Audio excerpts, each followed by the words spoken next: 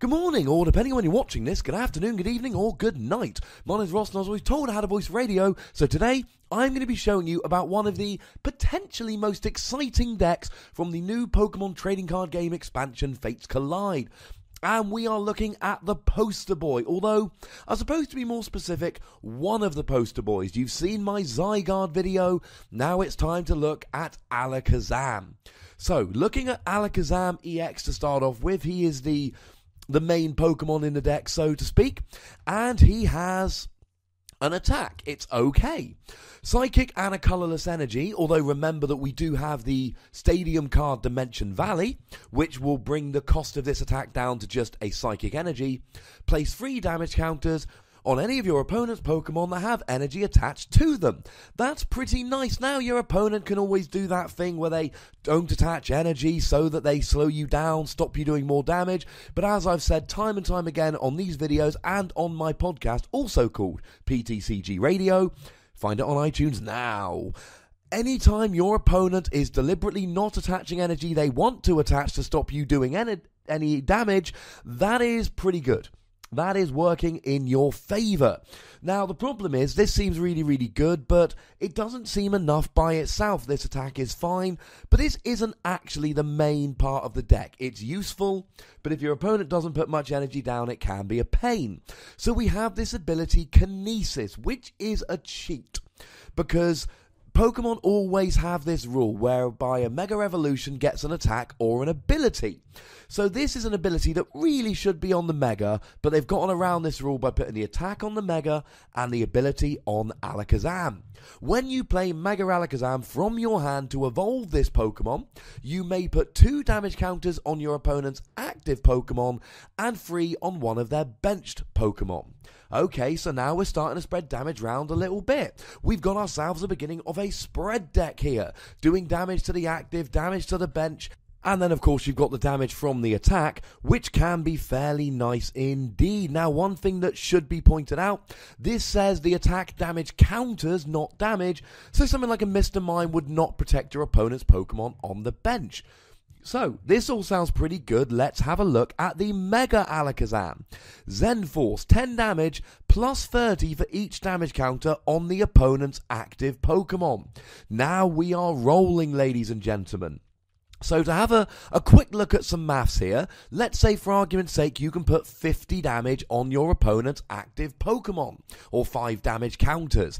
Then you're doing 10 damage, plus 30 times 5, which is 150, so that's 160 in total, and of course they've already got 50 on them to begin with, so that means 210 damage total. So with 5 damage counters, we are getting up to KOing EXs. For non-EXs, let's say they've got 4 damage counters on them, then that's 120 damage, plus the 10 base is 130, plus the 40 that is already on them, so that's 170, so that's non-Mega EXs. Alright, what if they've got 3 damage counters on them? Well, now we're talking 90, plus 10 base is 100, add the 3 is 130. So what you're actually doing here is 3 damage counters, total of 130, KOing a lot of non-EXs.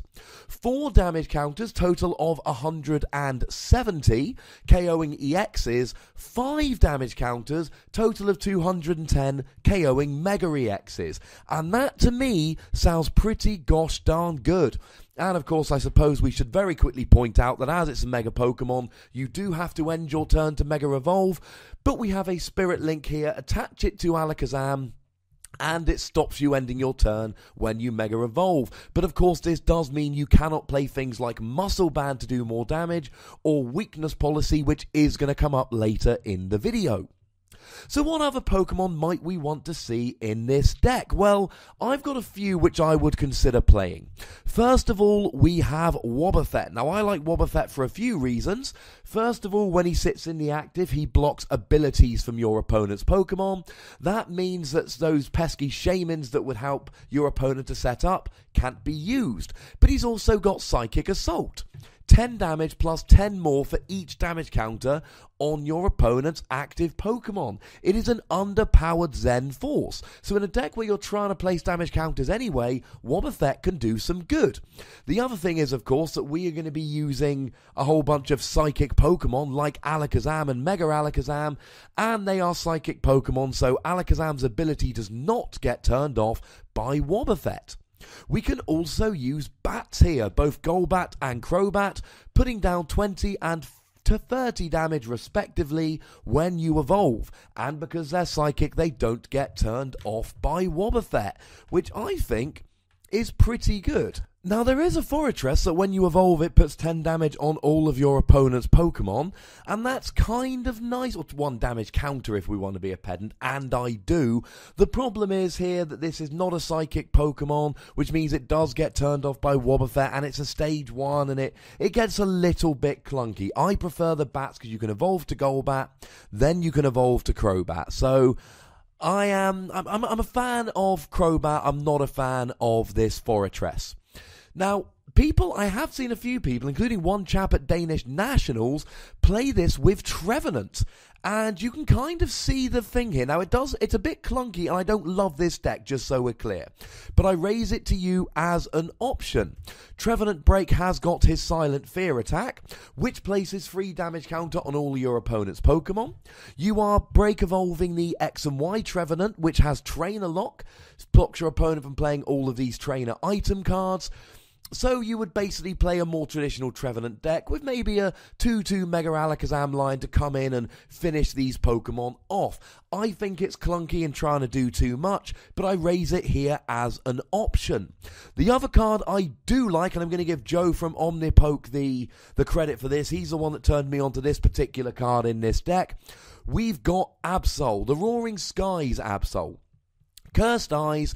It's got an ability, when you play it down, move 3 damage counters from one Pokemon to another on your opponent's side of the field. Why is this so good? Because you're placing damage counters with your Mega Alakazam, your Bats, etc. Absol allows you to go, oh, well now I want to knock out this Pokemon, yay, now it's got enough damage counters on it. So they're the other Pokemon I would consider playing. Wobbuffet, Bats, Trevenant, and Absol. Really, I wouldn't play Trevenant here. I wouldn't play Forretress either. Wobbuffet, Bats, and Absol for me, boys. Other important cards you need to know about for this deck include Dimension Valley. I've already mentioned it once, but I think it bears mentioning again. You have got the ability here to lower the attack cost of both Alakazam and Mega Alakazam to 1 Psychic Energy, and actually the other reason to play Bats over something like Forretress here is that it allows the Bats to attack for free. Dimension Valley makes all of their attacks free. You could even use something like a Crobat to attack, a Golbat, sorry, to attack and do 10 damage to all of your opponent's Pokemon. Is it a great attack that's going to win you the game? Probably not. But it's pretty cool nonetheless. I like the idea of this. We've got the cards Devolution Spray and Super Scoop Up that serve the same purpose. Devolution Spray allows you to, as the name might suggest, devolve one of your Pokemon, and here you can devolve either the Mega Alakazam or the Golbat/Crobat, so you can re-evolve and place those damage counters. And Super Scoop Up, as the name might suggest, allows you to scoop up one of your Pokemon in a fairly super fashion, stretching a little bit with that one, again so you can reuse the abilities. You want to be using Golbat, Crobat, Mega Alakazam over and over again. I'm going to call it Mega Alakazam's ability, even though it is really Alakazam's ability, because it's clearly Mega Alakazam's ability. Pokemon are cheating. And using Devolution Spray and Super Scoop Up, you can reuse them. Now, we're going to get onto this in a minute. One card you might want to consider in this deck is Weakness Policy, because that Psychic weakness on Mega Alakazam is really, really bad. Problem with Weakness Policy, that Spirit Link's pretty darned important, so I like Weakness Policy in theory, but in practice, you kind of need the Spirit Link. You could always play something like a Xerosic to get rid of your own Spirit Link, to then attach a Weakness Policy, but that, ladies and gentlemen, is the very definition of clunky. Mega Turbo's a fun little card here. Just allows you to attach a basic energy from your discard pile to one of your Mega Pokemon. And this can really help you to play fewer energy in your deck and still consistently be able to get those Mega Alakazams rolling. This isn't as important as it would be in, say, a Mega Groudon deck or a Primal Groudon deck, where you need 4 energy to attack, but it means that you can get energy in different ways, either from your deck or from your discard pile. But it could also be a clutch card if your Dimension Valley is taken off the field. The other thing you could do here is play a stadium like a Skyfield, for instance, and then play Mega Turbo and just pay 2 attack cost for all the Mega Alakazams, and that Mega Turbo will allow you to put loads of bats out on the field. Actually, one Pokemon I should have mentioned, just going back very briefly, it's a little bit awkward, but I'm going to allow it. It's my video and I say it's okay. Hooper EX. He allows you to search for Alakazam and Mega Alakazam, and his ability is not turned off by Wobbuffet. Now, just to be clear, I am not saying you have to play Wobbuffet in the Mega Alakazam deck, but I'm saying Wobbuffet is a card you should be considering, and if you are, Hooper's okay. You may wish to play your own Shaymin EX, in which case don't play Wobbuffet, but Hooper's good regardless of which build you play. And if you play Skyfield, you can have your Hooper and your bats and all of that, and Mega Turbo then will allow you to still get set up. The other card I quite like here is Mystery Energy. Now this is the special Psychic Energy. Now because it's a special energy, cards like Enhanced Hammer and Xerosic and the promo Jirachi can all pick on you to get rid of this, but it makes the retreat cost 2 less. Why is that good? Well, it gives something like a Wobbuffet free retreat, because Wobbuffet has a retreat cost of 2. It gives your Alakazam free retreat because it has a retreat cost of 2. Is it perfect? No, but being able to have free retreat, especially on something like a Wobbuffet, is really useful. Let's not forget that your Golbat and Crobat have got free retreat.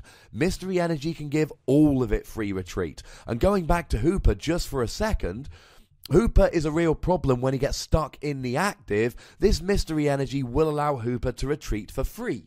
Although you could just play something like a Floatstone, I suppose.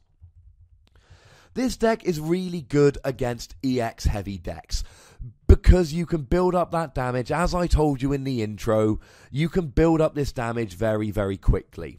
Against non-EX decks, I'm talking things like Night March, Vespiquen, etc., it can be an issue because although you're getting knockouts very easily, you are in an unfortunate position where you're giving up 2 prizes. But if you choose to play Alakazam with something like Bats and Wobbuffet, you can just try and use Wobbuffets and Bats to win the game and just leave Alakazam in your deck. It's not a perfect plan, but it's something that might work in some games. Of course, if you're just playing a Crobat deck and you're not playing Rare Candy, you're manually evolving Zubat to Golbat to Crobat, that can be a little bit of a problem in that it just makes your deck very, very slow. Now, the good news is when you're playing decks like Vespiquen, you have got high HP. So something like a Vespiquen deck could, at least in the early game, be struggling to get the KOs on the Alakazam, you know, on the Mega Alakazam especially with its 210 HP, but sooner or later they'll have enough Pokemon in the discard pile and B Revenge will get the KO. So it can be dodgy against non-EX decks. So let's finish off addressing the elephant in the room, so to speak, that weakness. Mega Alakazam and Alakazam are both weak to Psychic. What's the problem with that? The problem with that is Night March, specifically Pumpkaboo. Night March at the moment is the best deck in the format. It does 20 damage for every Pokemon with Night March in your discard pile. But then, of course, Pumpkaboo comes out and does, with the weakness, 40 damage for every Pokemon in the discard pile. 4 Pokemon in the discard and you get the KO on Alakazam. 6 Pokemon in the discard pile, or 5 Pokemon plus a Fighting Fury Belt on the Pumpkaboo, and you get the KO on Mega Alakazam. And you are trading a non-EX for an EX. You are losing that prize race. Your opponent is getting 2 prizes off Alakazams. You're getting 1 prize off the Pumpkaboo. Not to mention, of course, that you really want to evolve into Mega Alakazam, and they are attacking with basics. Now, don't get me wrong, I'm not saying it's an unwinnable matchup, because you've got the ability on Alakazam, so you can spread some damage counters around. You can then use things like Wobbuffets and Bats to carry on with them. But I am saying it's not good when you've got a 2-price Psychic Weak Pokemon, when the best deck in the format can hit for Psychic Weakness. By the way, just to confirm, I'm not saying that Bats and Wobbuffet is the only way to play Alakazam. From my testing to date, that's my favourite way to play Alakazam. But there are other options, as I've said. I just personally like this particular build. Now, I'm also not trying to give you an exhaustive list. I'm sure there are other options. But Trevenant is what I've seen people playing. Bats and Wobbuffet is what I've seen people playing. So how do we get rid of this? Well, there is a card coming called Karen, which makes both... It's basically a neutered version of Lysander's trump card. It makes both players put their Pokemon from their discard pile back into their deck. Yay! That means that Night March is going to struggle to set up a little bit. It might help against Night March. The problem is that's coming in our next set, which is not going to be coming out until after Worlds of 2016. It's called Steam Siege, it's out on August the 3rd, it's legal for tournament play on August the 24th. Now, this brings me to the next thing that might take down Night March, and that is just the rotation. After Worlds every year, Pokemon says these sets are no longer legal for tournament play. So this year we have the format in Standard of X and Y onwards. All cards from sets earlier are no longer legal. It may well be that Phantom Forces, the set which gave us Night March, is rotated next year at the end of Worlds this year, which means, of course, that it will be gone. So Karen doesn't come out until we rotate, but when we rotate, we might not need Karen because Night March might be gone. Now, there is a Japanese set, a reprint set, which is a premium champion set, as it were, which is going to be giving a reprint of these Night Marchers, but it is currently unconfirmed for release in the UK and the US and Europe, etc. We've had no word on it, so if that doesn't come out, Night March will be going, which sounds good, but we'll also be losing some cards we want if this rotation happens. We'll be losing Crobat, but not Golbat because it was reprinted in Generations. We will also be losing Dimension Valley, although we won't be losing Wobbuffet. That was also reprinted in Dimension Valley. Now, we can get rid of this weakness using weakness policy, but your opponent can get rid of it with Xerosic or Startling Megaphone, and like I've said, you kind of need the Spirit Link, which is a little bit of a problem here. So, the other interesting thing is that Mega Mewtwo is a very good deck, which has also been rendered essentially unplayable by the Psychic Weakness. So after the rotation, when Night March goes away, Mega Mewtwo might also become good. Mega Mewtwo's weak to Psychic, Mega Alakazam's weak to Psychic, they are both Psychic. I think this could be a very interesting dynamic that we have in the format going forward into next year. So to surmise this Mega Alakazam deck, I like it. It looks like fun, it can deal big damage quickly, but it takes a bit of a setup needing a Mega and maybe some stage 1/2s to get enough damage counters on the field, and at the moment it's unplayable because of its crippling Psychic weakness. The good news is the card's only just come out, so things change and it may well be playable very, very soon. As soon as Night March sees a dip in play, and sooner or later it will, out comes Mega Alakazam. So get them cards while they're nice and cheap and go and have some fun with it. As always, ladies and gentlemen, you know the deal. Click that like button, it'll make me happy. Click that subscribe button if you haven't done so, and get a friend to subscribe on your behalf if you have. That will also make me very happy. And of course, stick a comment down below. Do you like this particular card? Do you think it's going to be a good deck? Are there other cards you think I should have mentioned in this video? And of course, do you have a video you'd like me to do next? I'm going to have one more video before the end of the week when I am away again, so let me know what video you would like to see. And of course, the most important thing, look after yourselves till next time. Thank you very much for watching. My name is Ross, and you've been watching PTCG Radio.